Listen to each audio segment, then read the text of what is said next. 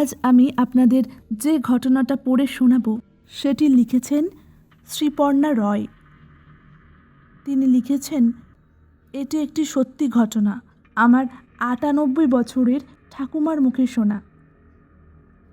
আমার দাদু মিন্টে কাজ করত, আর জ্যাঠামশাই মানে আমার দাদুর দাদা থিয়েটার করত। মাঝে মাঝে অনেক রাতে বাড়ি ফিরত। ওরা তখন হাতিবাগানে থাকতো। তবে আমি এখনকার শহর কলকাতার কথা বলছি না। শুনেছি সেই সময় চারিদিকে মাঠ ঘাট পুকুর বাগান ছিল। কলকাতা তখন অত ডেভেলপ হয়নি। তখন বাগবাজার গঙ্গাঘাটে ইলিশ মাছ ধরা হতো। বাকি মাছ পরদিন সকালে বাজারে চলে যেত। একদিন বর্ষাকালে জ্যাঠামশাই রাতে ফেরার সময় ৬ টাকায় 2টো ইলিশ মাছ কিনে বাড়ি ফিরছিল। তখন রাত 10:30 বাজে। তখন 9টাতেই চারিদিক নিস্তব্ধ হয়ে যেত, আর টিপ টিপ বৃষ্টি পড়ছিল। এরপরই তার সাথে ঘটল একটা অদ্ভুত ঘটনা। ঘাটের পরে রাস্তা থেকেই একটা হাঁড়ি জ্যাঠামশাইয়ের পেছন পেছন আসছিল।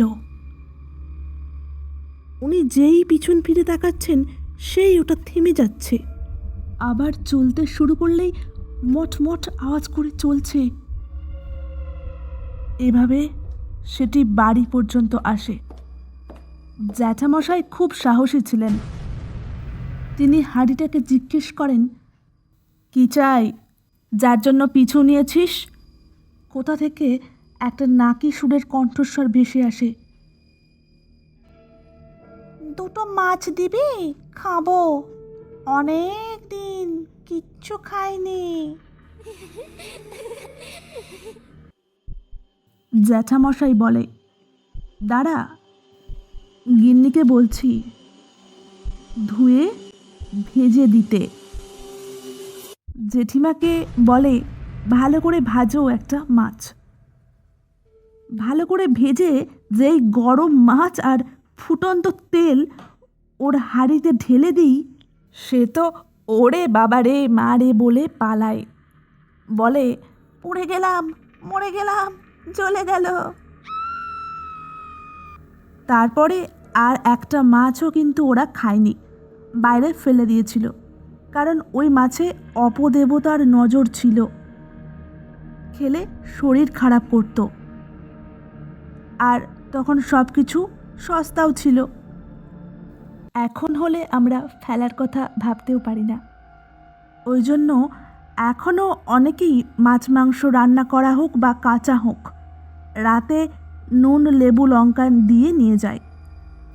আমার মা এখনও এইভাবে দেয়। আপনারা কেউ মানেন এটা? সত্যি খুব ভয়ানক একটা ঘটনা।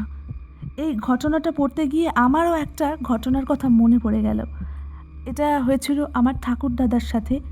তিনিও এরকম অনেক রাতে ইলিশ মাছ নিয়ে বাড়ি ফিরছিলেন। ওনার পিছু নিয়েছিল একটা অদ্ভুত দেখতে বিড়াল।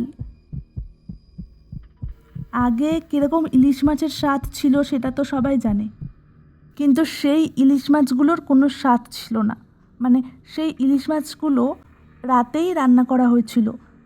ঠাকুরদা বুঝতে পেরেছিলেন বিড়ালটার মধ্যে কিছু আছে। তিনি অনেকবার জিজ্ঞেসও করেছিলেন বিড়ালটাকে যে, কিরে, আমার পেছন পেছন কেন? বিড়ালটা পিছু ছাড়েনি। সেদিন রাতেই ঠাকুমাকে বলেন যে রান্না করতে, ইলিশ মাছগুলো ভেজে ফেলতে, কিন্তু সেই ইলিশ মাছের কোনো স্বাদ পাওয়া যায়নি। ঘটনাটা কেমন লাগলো কমেন্টস করে অবশ্যই জানিও। তোমাদের সাথে কি কখনো এমন হয়েছে? কমেন্ট করে জানাতে পারো। তোমাদের সাথে ঘটে যাওয়া এমন অলৌকিক অতিজাগতিক ঘটনা আমাকে পাঠাতে পারো ইমেইলে অথবা ফেসবুক পেজের ইনবক্সে। তার জন্য তোমাকে যেতে হবে আমার ইউটিউব প্রোফাইলের অ্যাবাউট সেকশনে। সেখানে ফেসবুকের লিঙ্ক ও ইমেল আইডি মেনশন করা আছে। দেখা হচ্ছে নতুন কোনো এপিসোডে। আজকের মতো বিদায়।